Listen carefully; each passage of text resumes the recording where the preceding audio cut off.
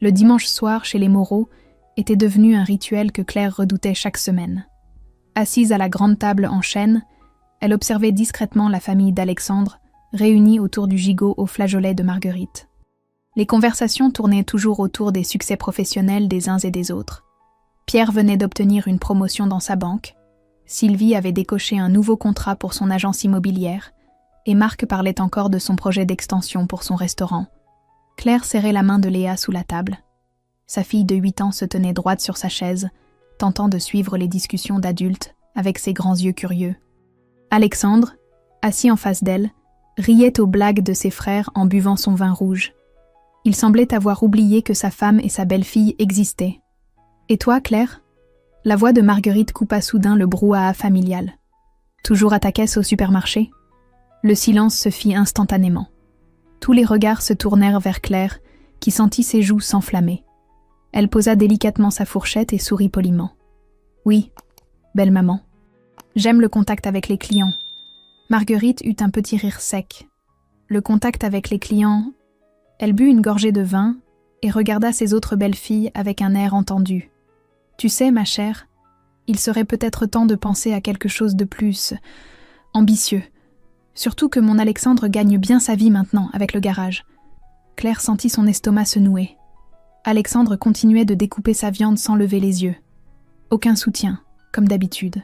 « Après tout, » continua Marguerite en haussant la voix, « certaines personnes savent se contenter de peu. D'autres préfèrent profiter du travail des autres. » Le mot « parasite » n'avait pas été prononcé, mais il flottait dans l'air comme une évidence.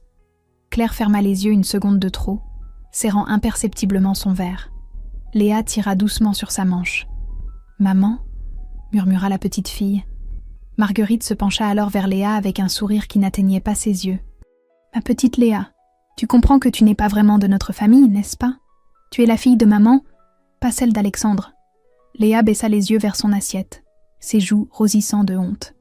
Claire sentit quelque chose se briser en elle. D'une main qui tremblait à peine, elle fouilla dans son sac posé au sol et en sortit une enveloppe jaunâtre.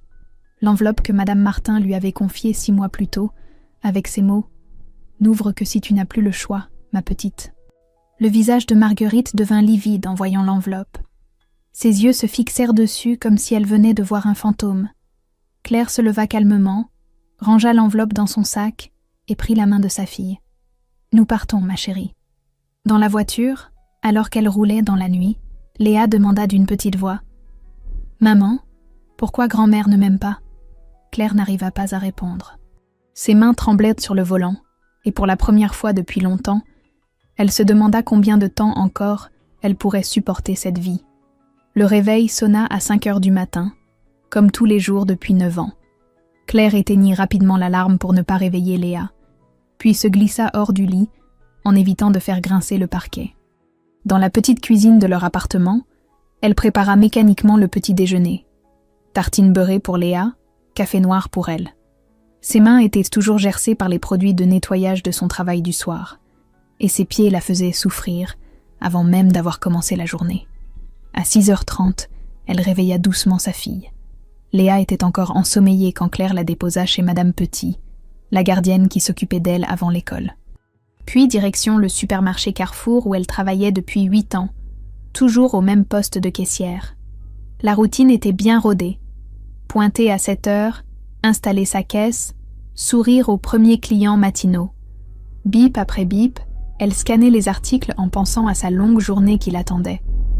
À 17 heures, elle terminerait ici pour enchaîner avec son 2e emploi. Le ménage dans les bureaux du centre-ville jusqu'à 22 heures. Parfois, elle s'endormait sur la pile de factures à payer. Épuisée. Tout avait commencé 9 ans plus tôt. Claire avait 23 ans quand elle était tombée enceinte de Léa. Le père, un étudiant comme elle, avait disparu dès qu'elle lui avait annoncé la nouvelle.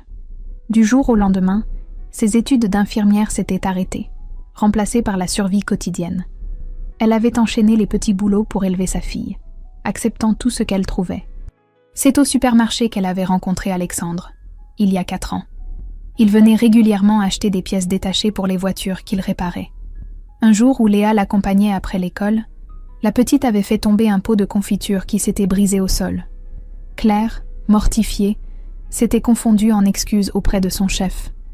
Alexandre était alors intervenu avec douceur. « Ce n'est pas grave, mademoiselle.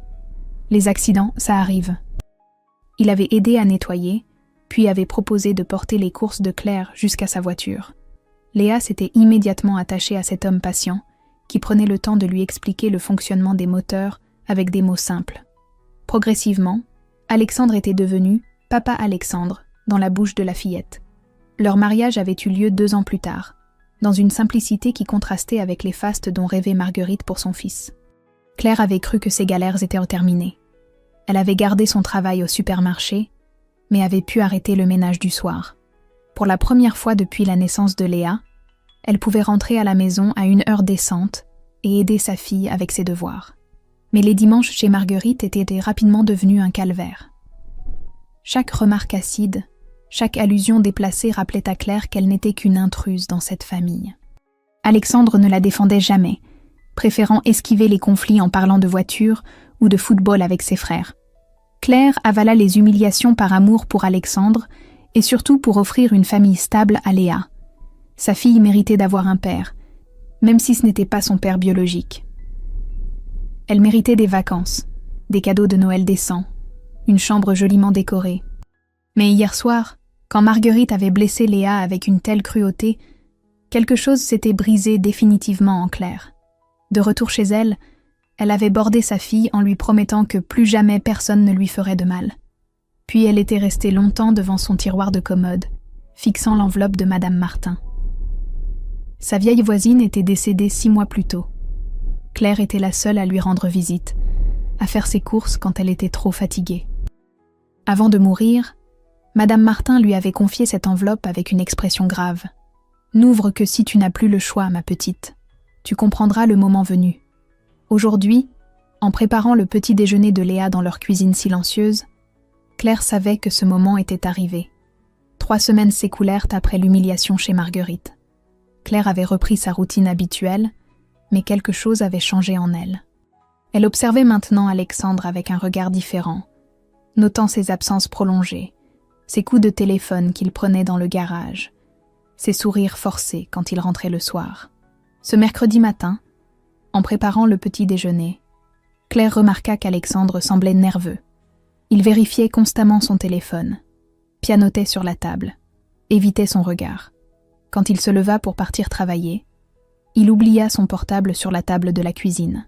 « Papa Alexandre, ton téléphone !» cria Léa en courant vers la porte. Mais la voiture avait déjà démarré. Léa revint avec l'appareil, déçue de ne pas avoir pu le rattraper. « On le lui donnera ce soir, ma chérie. Allez, prépare ton cartable. » Vers 10 heures, alors que Claire faisait la vaisselle, le téléphone vibra sur la table. Léa, qui colorait ses dessins à côté, jeta un coup d'œil distrait à l'écran allumé. « Maman, il y a un message de quelqu'un qui s'appelle Mon Amour. » Claire sentit son sang se glacer. Elle s'approcha lentement, comme si l'appareil allait exploser. Sur l'écran, elle put lire « Mon chéri, j'ai hâte de te voir ce soir. Rendez-vous habituel. Je t'aime. Sandrine. » Le sol sembla se dérober sous ses pieds. Sandrine. La secrétaire du garage, celle qui souriait toujours un peu trop quand Claire passait voir Alexandre. Une jolie blonde de 25 ans, toujours tirée à 4 épingles, qui appelait Claire « Madame », avec une politesse glaciale. Claire s'assit lourdement sur une chaise, le téléphone entre les mains. D'autres messages apparurent quand elle fit défiler l'écran. Des mots doux, des rendez-vous secrets, des « je t'aime » qui n'étèrent pas pour elle. Cela durait depuis des mois. « Maman, ça va ? Tu es toute blanche. » Claire regarda sa fille qui l'observait avec inquiétude. Comment expliquer à une enfant de 8 ans que l'homme qu'elle appelait papa depuis 4 ans était en train de détruire leur famille ? « Oui, ma chérie. Maman réfléchit juste. Continue tes coloriages. » Le reste de la journée passa dans un brouillard. Claire accomplissait ses gestes automatiquement. Servir les clients à la caisse, sourire, rendre la monnaie, dire au revoir. Mais dans sa tête, tout se bousculait. Les absences d'Alexandre, ses retards, ses douches dès qu'il rentrait, ses nouvelles chemises. Tous les signes étaient là depuis des mois, mais elle avait préféré fermer les yeux. Le soir, quand Alexandre rentra vers 20 heures avec une excuse sur un client difficile, Claire lui tendit simplement son téléphone sans un mot. Elle vit son visage se décomposer quand il réalisa qu'elle savait. Il ne nia même pas. C'était peut-être ce qui lui fit le plus mal. Ce n'est rien de sérieux, Claire. Tu dramatises toujours tout. Cette phrase la blessa plus que les messages eux-mêmes. Rien de sérieux? 4 mois de mensonges, de trahison, de mots d'amour volés à une autre femme? Elle a quel âge, Alexandre? Ça n'a pas d'importance. C'est fini maintenant que tu le sais. Mais Claire n'était pas dupe. Dans ses yeux, elle ne voyait ni remords ni tristesse. Juste l'agacement d'un homme qui venait d'être pris en flagrant délit. Cette nuit-là, elle resta éveillée, fixant le plafond de leur chambre. À côté d'elle, Alexandre dormait paisiblement, comme si rien ne s'était passé. Elle écouta sa respiration régulière, se demandant depuis quand il ne l'aimait plus, depuis quand elle n'était devenue qu'une habitude, une présence rassurante qui s'occupait de la maison pendant qu'il vivait sa vraie vie ailleurs. Au petit matin, quand les premiers rayons de soleil filtrèrent à travers les rideaux, Claire prit une décision. Elle se leva silencieusement, alla dans le salon et ouvrit le tiroir de la commode. L'enveloppe de Madame Martin l'attendait, comme un dernier recours. Ses mains tremblaient légèrement quand elle déchira le papier jauni. À l'intérieur, plusieurs documents et une lettre écrite de la main fragile de sa vieille voisine. Claire commença à lire, et peu à peu, son visage changea d'expression. Ce qu'elle découvrait allait tout changer. Pour la première fois depuis des mois, Claire sourit.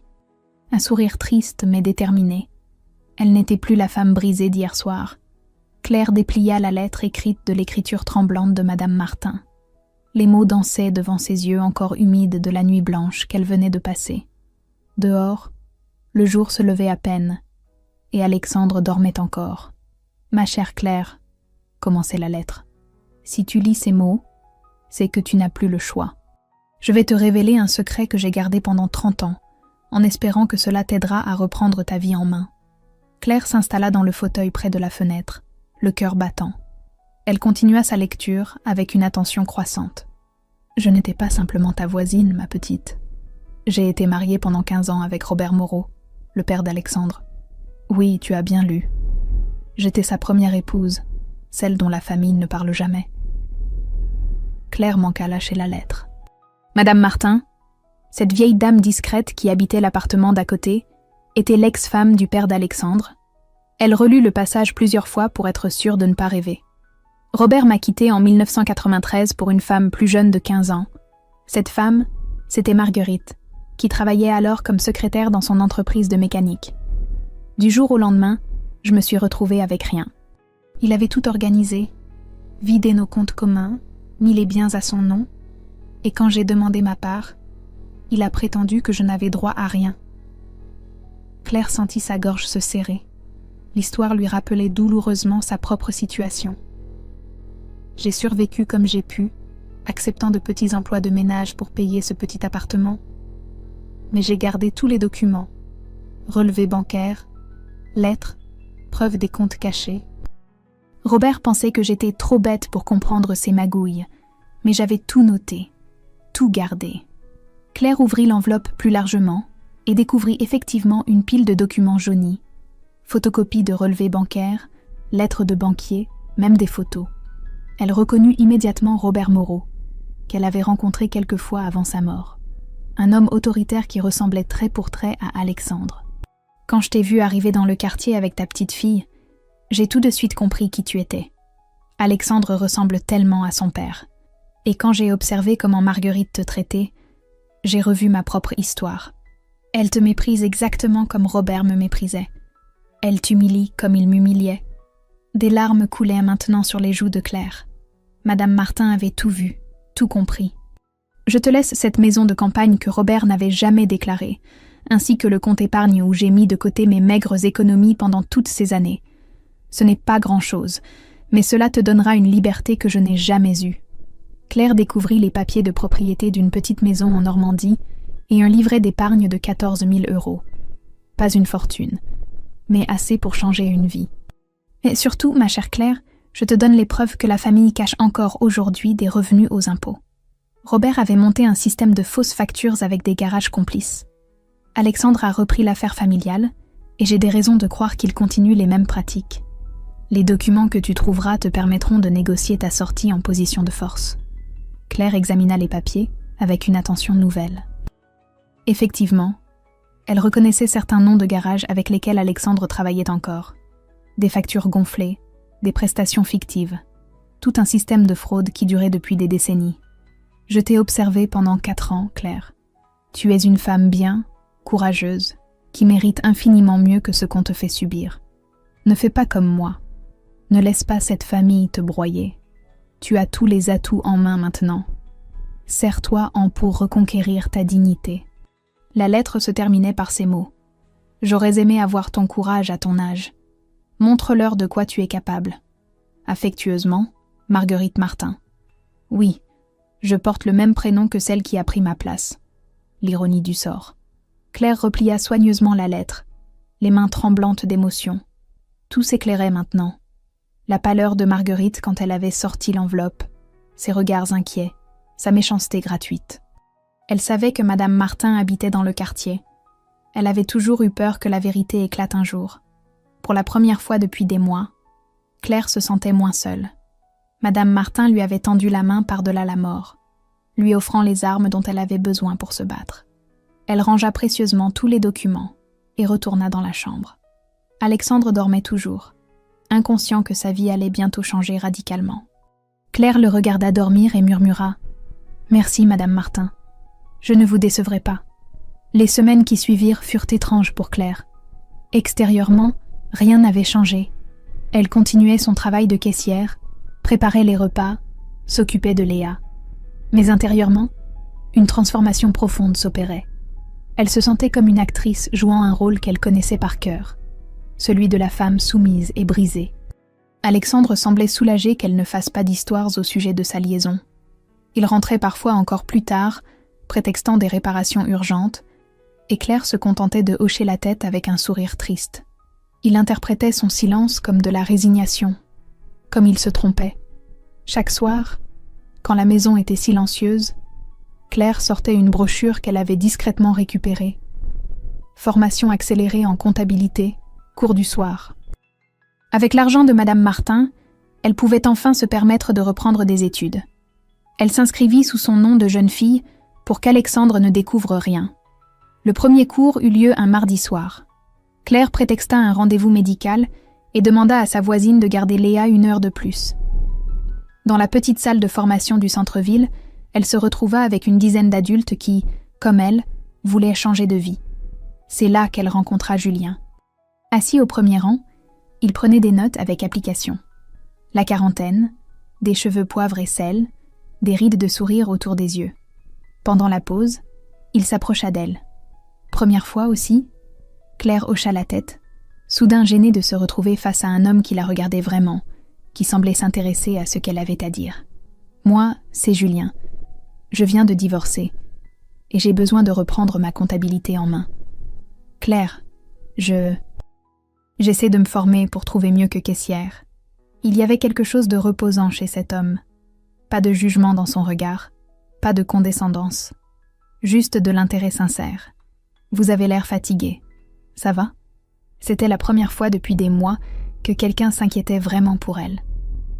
Claire sentit ses yeux s'embuer et se ressaisit rapidement. Juste une longue journée. Les cours se succédèrent. Claire s'y rendait religieusement chaque mardi et jeudi soir, développant peu à peu ses compétences. Elle découvrait avec plaisir qu'elle avait un vrai talent pour les chiffres, une logique naturelle qui lui avait toujours fait défaut en français ou en histoire. Julien et elle prirent l'habitude de boire un café après les cours. Il lui parla de son divorce difficile, de son fils Hugo qu'il voyait un week-end sur 2, de son travail de technicien informatique. Claire restait vague sur sa situation, se contentant d'écouter. Pour la première fois depuis longtemps, elle se sentait traitée comme une personne à part entière, pas comme un accessoire. À la maison, Claire observait maintenant Alexandre avec un regard nouveau. Elle notait tout, ses absences prolongées, ses coups de téléphone mystérieux, les fois où il rentrait avec l'odeur du parfum de Sandrine. Elle tenait un petit carnet caché dans son sac à main, documentant méticuleusement chaque mensonge. Elle remarqua aussi autre chose. Combien d'argent elle dépensait pour Léa, sans qu'Alexandre ne contribue jamais. Les vêtements, les fournitures scolaires, les sorties au cinéma, même les courses alimentaires. Depuis 4 ans, elle payait pratiquement tout avec son maigre salaire de caissière. Alexandre gardait ses revenus pour lui, pour ses sorties, pour ses cadeaux à Sandrine sans doute. Un dimanche, Marguerite fit une réflexion particulièrement venimeuse devant toute la famille. « Alexandre, tu devrais vraiment réfléchir à ton avenir. Tu mérites quelqu'un qui t'élève socialement, pas quelqu'un qui te tire vers le bas. » Cette fois, au lieu de baisser les yeux, Claire sourit. Un sourire mystérieux qui déstabilisa visiblement sa belle-mère.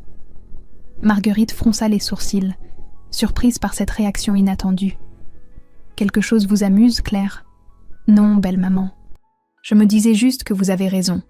Chacun mérite ce qu'il y a de mieux pour lui. » Le reste du repas se déroula dans un silence tendu. Alexandre jetait des regards interrogateurs à sa femme, ne comprenant pas ce changement d'attitude. Le soir même, Claire consulta discrètement un avocat spécialisé dans les divorces. Maître Dubois, une femme de 50 ans à l'allure déterminée, l'écouta exposer sa situation avec attention. « Vous avez des preuves de son infidélité ?» Claire sortit les photos qu'elle avait prises discrètement de messages sur le téléphone d'Alexandre. « Et concernant les finances familiales ? J'ai tout noté. Je peux prouver que je subviens seule aux besoins de ma fille depuis 4 ans. » Maître Dubois hocha la tête avec approbation. « Vous me semblez bien préparée, madame. Quand souhaitez-vous engager la procédure ? » « Pas encore. Je finis ma formation dans 2 mois. Je veux d'abord avoir un meilleur emploi. » En sortant du cabinet, Claire se sentait différente, plus forte, plus sûre d'elle. Pour la première fois depuis des années, elle avait l'impression de contrôler sa vie au lieu de la subir. Ce soir-là, quand Léa lui demanda pourquoi elle souriait maintenant, Claire répondit avec douceur. « Parce que j'ai compris quelque chose d'important, ma chérie. Maman apprend à se respecter. » 3 mois après avoir commencé sa formation, Claire obtint son certificat de comptabilité avec mention « Très bien ». Elle garda la nouvelle pour elle, cachant soigneusement le diplôme dans le tiroir où reposaient déjà les documents de Madame Martin. Alexandre ne remarqua rien, trop absorbé par sa double vie pour prêter attention aux changements subtils qui s'opéraient chez sa femme. Dès la semaine suivante, Claire commença à chercher du travail. Elle envoya discrètement son CV à plusieurs petites entreprises de la région, utilisant l'adresse mail qu'elle avait créée sous son nom de jeune fille. Ses années d'expérience en contact clientèle, combinées à sa nouvelle qualification, séduisirent rapidement un petit cabinet d'expertise comptable du centre-ville. Monsieur Leroux, le patron, était un homme d'une 60aine d'années qui dirigeait son cabinet avec 3 employés. Pendant l'entretien, il fut impressionné par la précision de Claire et sa motivation évidente. « Quand pourriez-vous commencer ? » ?»« Dans 2 semaines, si cela vous convient. » »« Parfait. Le salaire sera de 1 800 € net par mois pour débuter. » Claire faillit laisser échapper un cri de joie. C'était 600 € de plus que son salaire de caissière. Et surtout, un travail de jour qui lui permettrait de rentrer chez elle avant 17 heures. Elle donna sa démission au supermarché en prétextant des problèmes de santé qui l'obligeaient à changer d'environnement professionnel. Son chef, M. Garcin, sembla sincèrement désolé de la perdre. « Vous allez nous manquer, Claire. Vous étiez une de nos meilleures caissières. » Avec une partie de l'argent de Madame Martin, Claire s'offrit une garde-robe plus professionnelle. Elle choisit des tailleurs sobres mais élégants, des chemisiers de qualité, des chaussures confortables qui lui donnaient une allure plus assurée.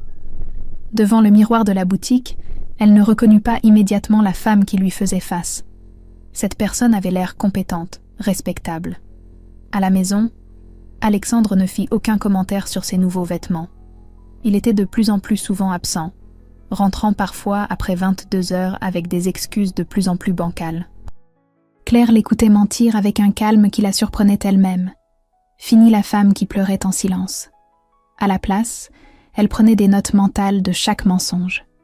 Son premier jour au cabinet Leroux se passa merveilleusement bien.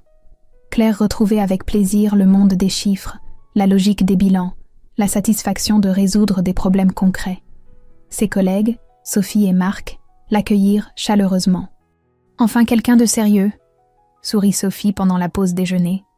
La dernière qui était à votre poste partait tous les vendredis à 15 heures pour ses rendez-vous chez l'esthéticienne. Claire découvrait aussi le plaisir d'être respectée pour ses compétences. Monsieur Leroux la consultait sur des dossiers complexes, valorisait ses suggestions, la traitait comme une professionnelle accomplie. Pour la première fois depuis des années, elle se sentait utile, reconnue. Les jeudis soirs, elle continuait à retrouver Julien pour un café, après leur dernier cours de perfectionnement. Leur conversation devenait de plus en plus personnelle. Il lui parlait de son ex-femme qu'il avait quittée pour un collègue, de la difficulté d'élever son fils Hugo en garde alternée. « Vous savez, Claire, vous avez changé depuis qu'on se connaît. Vous paraissez plus... épanouie. » Claire sourit. Si seulement il savait à quel point c'était vrai. « Je reprends confiance en moi, c'est tout. Votre mari doit être fier de vos progrès. » Un silence gêné s'installa. Claire n'avait jamais parlé d'Alexandre à Julien, se contentant de mentionner qu'elle était mariée. Comment expliquer que son mari ne s'intéressait pas assez à elle pour remarquer ses transformations? Un dimanche, Marguerite lança une de ses attaques habituelles. « Mon pauvre Alexandre, j'espère que tu réalises que tu gâches ta vie. À ton âge, tu pourrais avoir une femme qui t'aide à réussir socialement, pas quelqu'un qui te maintient dans la médiocrité. » Cette fois, au lieu de baisser les yeux, Claire regarda sa belle-mère droit dans les yeux et sourit sereinement. « Vous avez absolument raison, Marguerite. Chacun mérite d'avoir exactement ce qu'il mérite dans la vie. » Le silence qui suivit fut pesant. Alexandre fronça les sourcils, déstabilisé par cette réponse inattendue. Marguerite, elle, sembla troublée par l'assurance nouvelle de Claire. « Qu'est-ce que vous voulez dire par là ? » Simplement que la vie a tendance à rendre justice, avec le temps.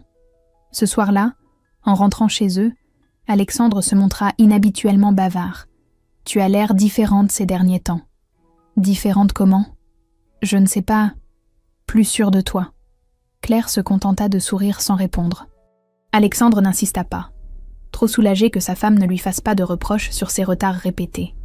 Dans leur lit, alors qu'Alexandre s'endormait rapidement comme à son habitude, Claire fixait le plafond en réfléchissant.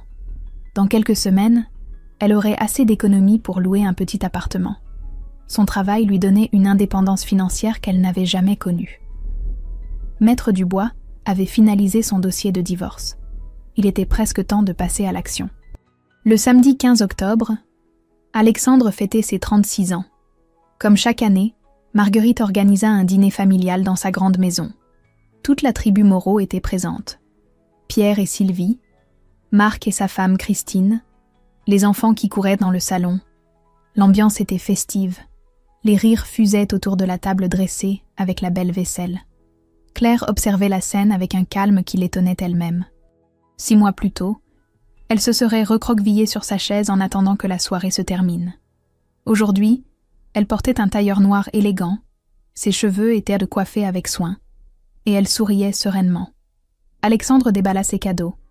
Une montre de Pierre, un portefeuille en cuir de Marc, un livre sur les voitures anciennes offert par Marguerite. Quand il ouvrit le paquet de Claire, il découvrit une chemise bleue de belle qualité. « Merci, c'est très joli. » Il l'embrassa distraitement sur la joue, déjà en train de plaisanter avec ses frères. Claire nota qu'il ne remarqua même pas qu'elle avait dépensé plus que d'habitude pour ce cadeau. Il était tellement habitué à son argent qu'il n'y prêtait plus attention. Marguerite proposa de porter un toast. Elle se leva, son verre à la main, et regarda son fils avec fierté. « À mon Alexandre, qui mérite tout le bonheur du monde.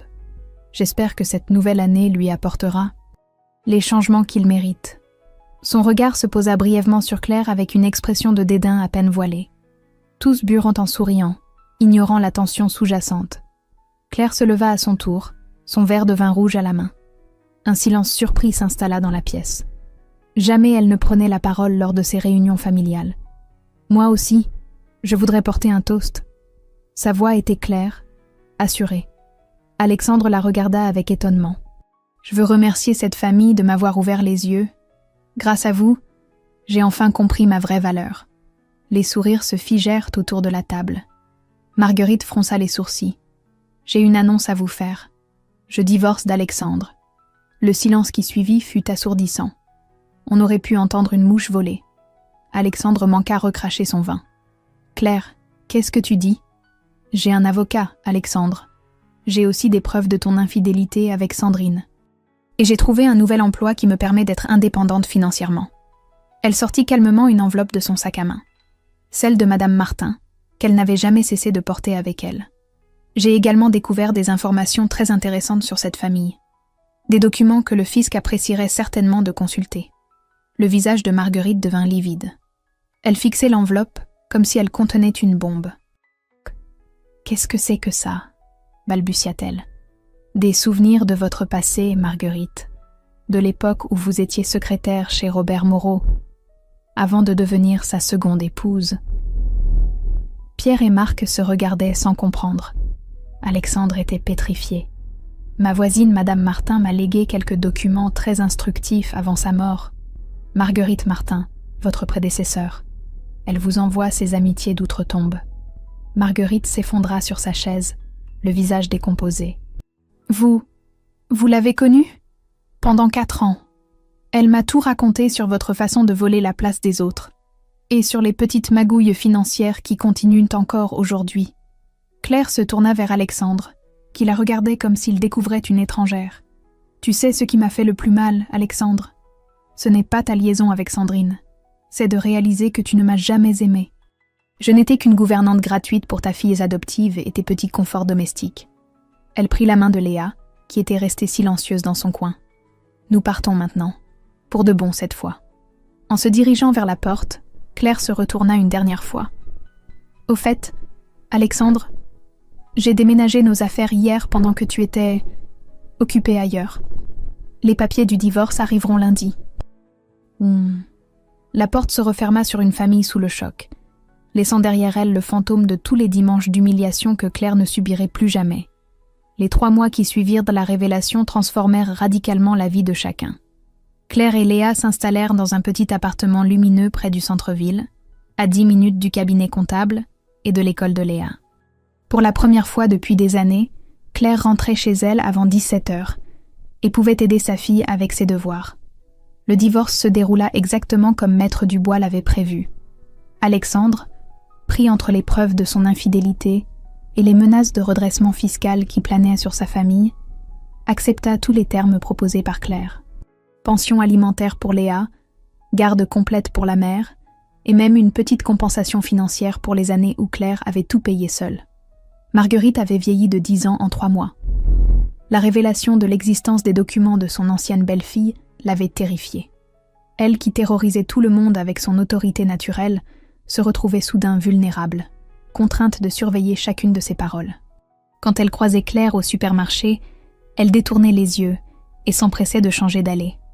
Alexandre, lui, découvrait les conséquences de ses choix.